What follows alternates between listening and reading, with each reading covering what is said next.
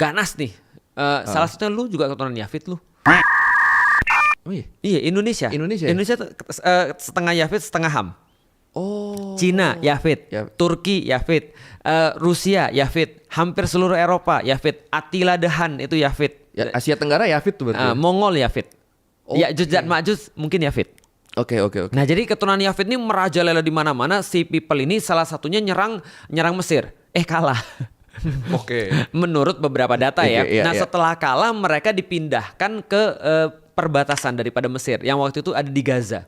Nah, menghunilah orang-orang di sini, orang-orang Peleset, bersamaan dengan orang-orang Kanaan, yang pada saat itu Kanaan udah banyak hancur. Iya. Kanaan gabung sama, jadi Peleset sama Kanaan ini gabung jadi Filistin.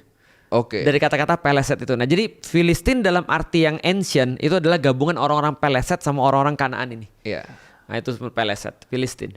Oh, jadi Filistin itu. Jadi Filistin. Jadi gabungan orang-orang ini dan mereka mendiami di daerah itu dan mereka bentuk banyak sekali kota-kota.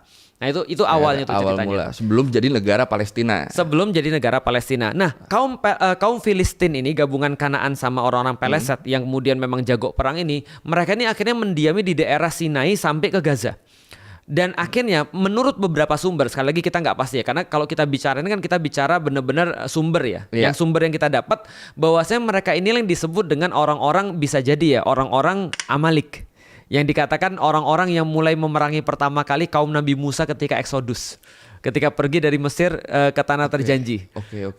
Kalau di dalam Al-Quran kaum Jabbarin sama ya, kaum yang keras perlawanannya, yang kaum perang lah kira-kira begitu. Nah, setelah kemudian mereka itu perang dan kemudian mereka kehilangan wilayah, akhirnya didiamilah sama Israel itu, Bani Israel. Nah, oke.